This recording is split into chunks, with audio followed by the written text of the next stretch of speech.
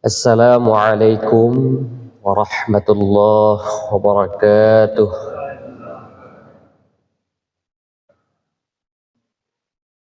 Alhamdulillah wassalatu wassalamu ala Rasulillah Muhammad ibn Abdillah wa ala alihi wa sahbihi wa mawalah. La hawla wa la quwwata illa billahil aliyyil azim. Amma ba'd. Hadirin para tetamu Allah yang Allah rahmati, semoga Allah subhanahu wa ta'ala selalu memberikan kepada kita hidayah dan taufik istiqamah dalam beragama Islam dan diwafatkan dalam keadaan iman husnul khatimah, amin ya rabbal alamin. Sebagai seorang muslim,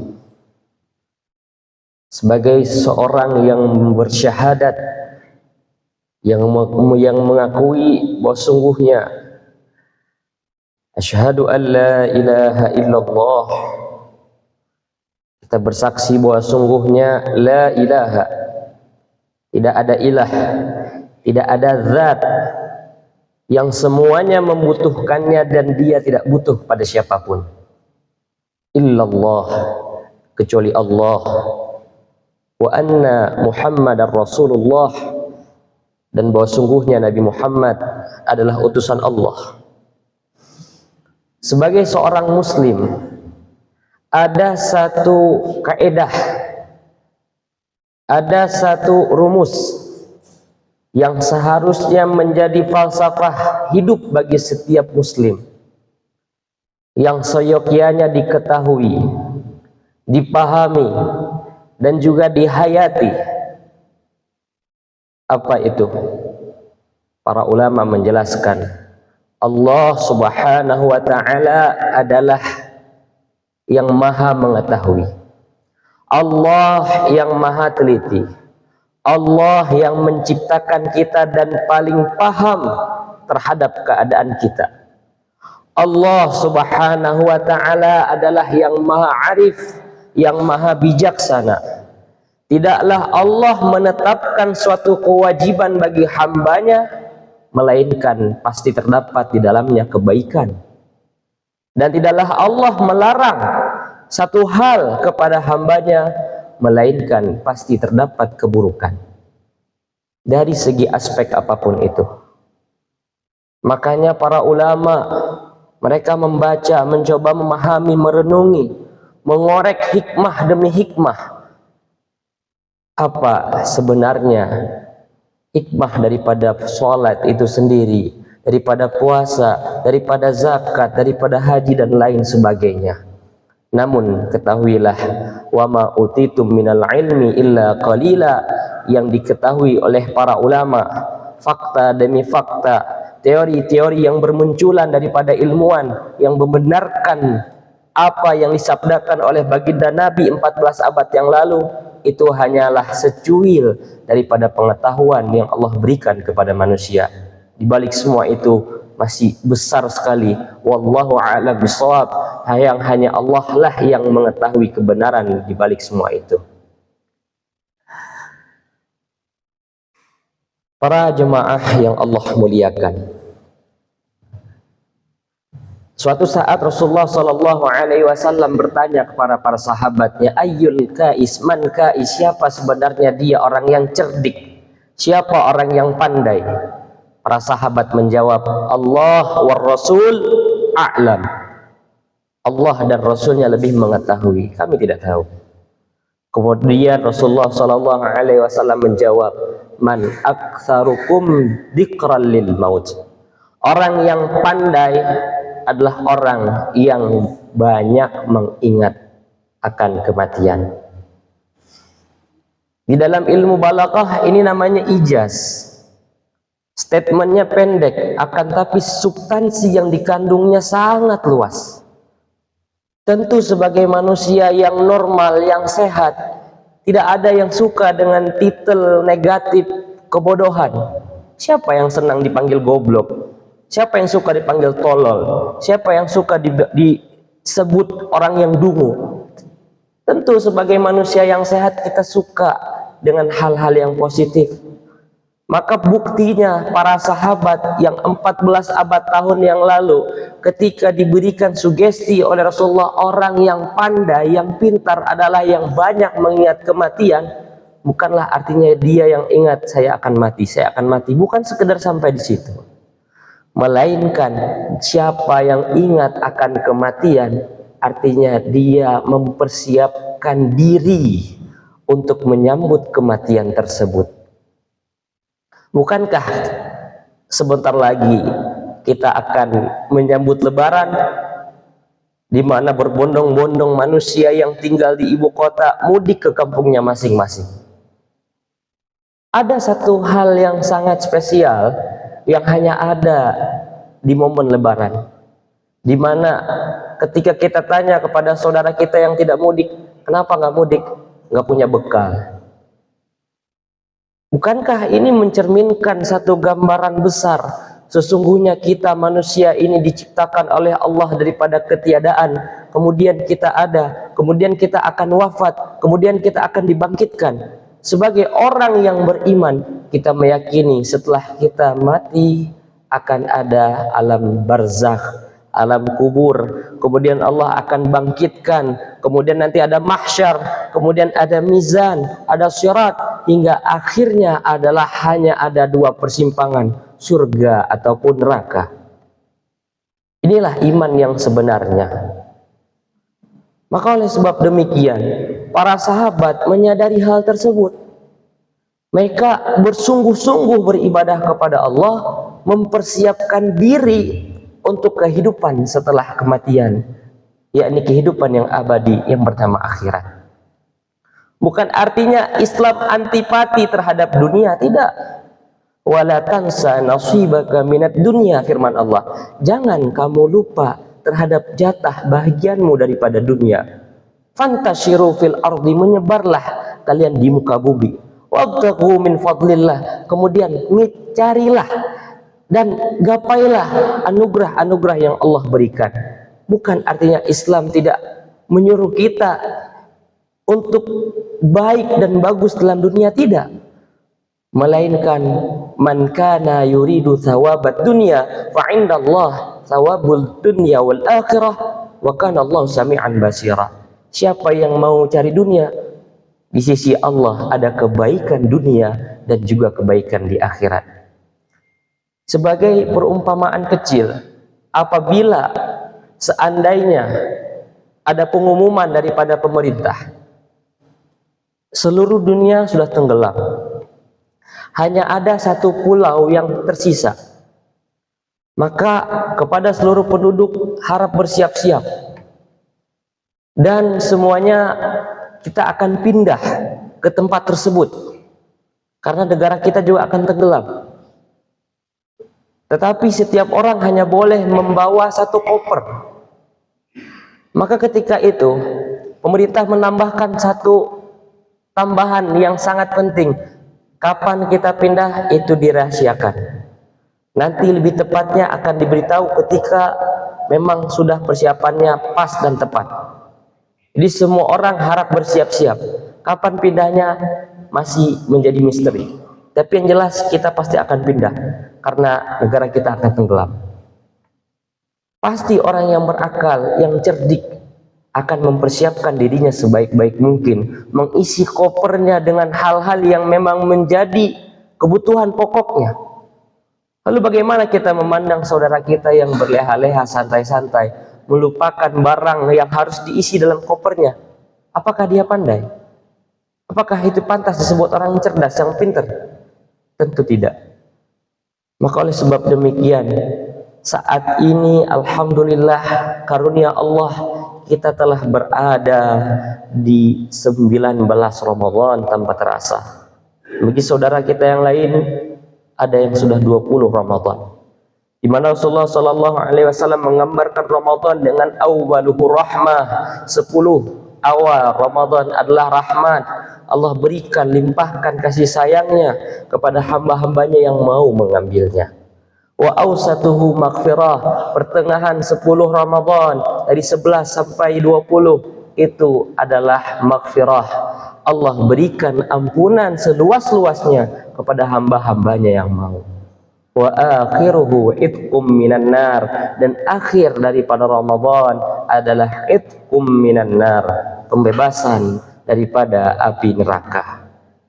Artinya di 10 akhir Ramadan Allah berikan tiket surga kepada hamba-hambanya yang mau. Marilah kita melihat dan memperhatikan bagaimana Siti Aisyah radhiyallahu anha dalam satu hadis riwayat Ibnu Abi Asim, di mana jelaskan idza dakhalat asyrul awakhir, ketika sudah masuk 10 akhir, apa yang Rasulullah lakukan? Yang pertama, ayqadha ahlah, Rasulullah memperhatikan keluarganya, Rasulullah membangunkan istri-istrinya. Karena saat itu Rasulullah sudah tidak ada anak, sudah wafat anak beliau. Rasulullah memperhatikan keluarganya, Rasulullah membangunkan anak-anaknya, membangunkan istri-istrinya, mengajak untuk menegakkan qiyamul lail, mengajak untuk beribadah kepada Allah. Kemudian diriwayatkan juga Rasulullah datang ke rumah Sayyiduna Ali dan kepada anak beliau Sayyidatuna Aisyah Fatimah radhiyallahu anha. Beliau ketuk pintu rumah menantunya. Kemudian ditanyakan, "Sudahkah kalian bangun? Sudahkah kalian beribadah kepada Allah?" Sungguh ayah yang terbaik, menantu yang terbaik, dan juga anak yang terbaik menjadi suri tauladan. Inilah idealnya keluarga yang mawaddah warahmah, yang sama-sama mendekatkan diri kepada Allah Subhanahu wa ta'ala, yang bukan hanya kompak, yang bukan hanya tersenyum ketika di postingan, akan tapi lebih daripada itu, mereka sama-sama berusaha untuk beribadah kepada Allah Subhanahu wa ta'ala. Dari sini juga kita bisa belajar lisanul hal afsah min lisanil maqal. Tindakan itu lebih efektif daripada hanya sekedar omongan, daripada hanya sekedar nasihat. Apa yang kita berikan kepada anak kita, tindakan dan teladan di depan mereka itu lebih bermakna dan lebih memberikan pengaruh yang berdampak dibandingkan hanya sekedar nak bangun sholat, nak bangun baca Quran, nak udah jangan main HP lagi, udah sekarang kita sama-sama ke masjid. Tindakan yang langsung di depan mata mereka insya Allah akan lebih memberikan pengaruh yang nyata. Wa syammara mi'zar. Kemudian Rasulullah SAW diriwayatkan beliau menguatkan ikat pinggangnya. Artinya ini bahasa kiasan. Beliau menyingsingkan lengan bajunya. Beliau lebih serius, lebih kuat lagi, lebih bersungguh-sungguh lagi beribadah di 10 akhir. Kenapa? Karena ini adalah ibaratnya babak semifinal dan babak final. Tidak ada atlet yang sungguh-sungguh di babak penyisihan. Ketika sudah sampai semifinal, ketika sudah sampai final, mereka malah tidak serius lagi. Maka sungguh merugi. Apalagi apabila kita sama-sama melihat saat ini fenomena yang sudah menjadi tahunan, di mana sholat semakin hari semakin berkurang, di mana kedekatan kita dengan Al-Quran semakin hari semakin jauh, di mana kesungguhan kita dengan Ramadan terlihat secara zahir, secara nyata seakan-akan semakin kurang daripada kaum muslimin. Bukankah di saat semuanya lalai, di saat semuanya pergi, mereka yang datang itu mengundang perhatian yang lebih daripada Allah Ta'ala? Maka mari sama-sama di 10 akhir ini kita buat target dan juga kita perbarui niat.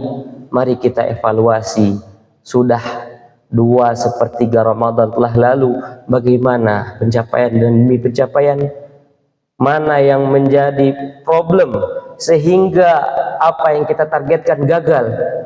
Inilah yang perlu kita benahi sama-sama, wahai hadirin tetamu Allah Subhanahu wa ta'ala. Kemudian Rasulullah juga diriwayatkan wajtanaban nisa, beliau menjauhi dulu sebentar istri-istrinya. Waqtasala bainal adzanaini, Rasulullah mandi di antara dua azan. Artinya Rasulullah itu apabila sudah sore beliau tidak mandi dulu. Kapan mandinya? Setelah maghrib, di antara dua azan, di antara azan maghrib dan azan isya. Para ulama terdahulu juga gemar sekali mandi di 10 akhir ini antara maghrib dan isya. Apalagi di malam-malam yang insya Allah berpotensi Lailatul Qadar. Sungguh mereka bersungguh-sungguh untuk mandi di antara maghrib dan isya. Apa kira-kira hikmahnya? Hikmahnya karena mereka ingin agar bersih. Di mana Habib Umar bin Hafidh radhiyallahu an, beliau itu menjelaskan para ulama terdahulu itu kalau mandi bahkan 5 waktu sebelum sholat itu mereka gemar mandi dulu. Dimana ketika mereka mandi diniatkan bukan hanya bersih secara fisik, bukan cuma bersih secara zahir, akan juga diniatkan ditathhiril qalbi wal fuad, untuk membersihkan kalbu, hati dan juga jiwanya. Maka meminta kepada Allah, ya Allah, sebagaimana bersih noda-noda yang nampak dari luar tubuh ini, bersihkan jugalah noda-noda maknawi, segala penyakit-penyakit, segala kotoran-kotoran yang ada dalam hatiku, ya Allah, bersihkanlah. Maka ketika Imam Ibnu Katsir menjelaskan asbabun nuzul daripada malam Lailatul Qadar, itu ketika itu Rasulullah Shallallahu Alaihi Wasallam menceritakan kepada para sahabatnya, dulu di Bani Israel ada seorang pemuda yang beribadah kepada Allah selama 1000 bulan.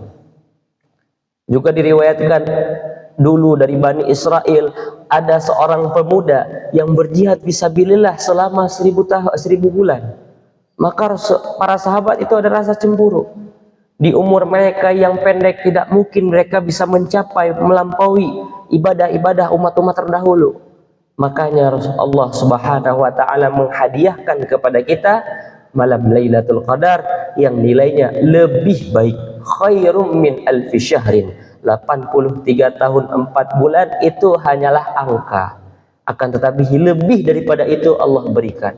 Maka apabila kita perhatikan hadis daripada Imam Bukhari, riwayat Imam Bukhari, taharrau Lailatul Qadar fil witri minal ashril awakhir, pantaulah malam Lailatul Qadar pada ganjil daripada 10 akhir, 21, 23, 25, 27, 29 Ramadan.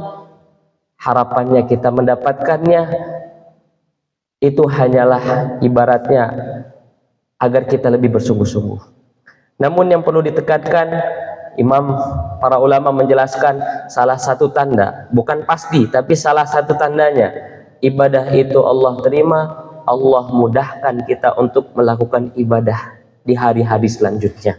Maka kita meminta kepada Allah Subhanahu wa taala agar Allah memberikan kekuatan kepada kita, memudahkan kita untuk menjalani 10 akhir daripada Ramadan ini dengan lebih giat, lebih dan lebih lagi. Semoga apa yang telah saya sampaikan menjadi nasihat untuk pribadi Al-Fakir dan umumnya kepada seluruh hadirin tetamu Allah yang Allah hormati dan Allah muliakan.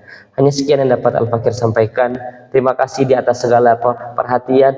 Aqulu qawli hadza astaghfirullah li wa lakum. Allahumma la tahrimna khaira ma indaka li syarri ma indana. Wa sallallahu ala sayyidina Muhammad walhamdulillahi rabbil alamin. Assalamualaikum warahmatullahi wabarakatuh.